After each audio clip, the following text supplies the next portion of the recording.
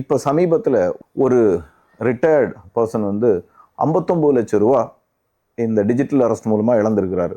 இது என்ன அப்படின்னா, ஒரு மாசமாக இந்த அஃபென்ஸ் நடந்திருக்குது. அவர் யார்ட்டையும் வந்து அதை பற்றி சொல்லலை.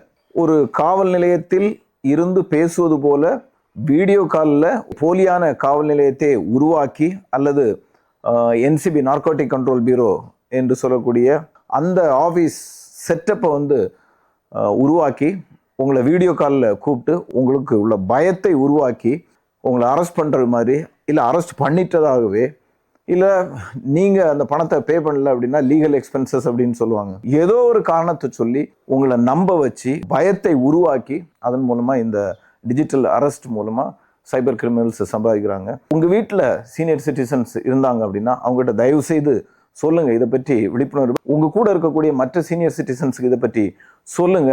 வங்கியில வேலை பார்க்கக்கூடிய வங்கி அலுவலர்கள் யாராவது அன்யூஸ்வலா பேங்க்ல வந்து வித்ராயல் பண்ணாங்க அப்படின்னா அதை நீங்க அவங்ககிட்ட பேசுங்க. அப்படி வித்ராயல் வரும்போது கேளுங்க, எதுக்காக இவ்வளோ வித்ராயல் பண்றீங்க அப்படிங்கிறத கேட்டிங்கன்னா ஒரு சில நேரம் நீங்க ஒரு பெரிய டிசாஸ்டரை, சைபர் கிரைம் டிசாஸ்டரை தடுக்க முடியும்.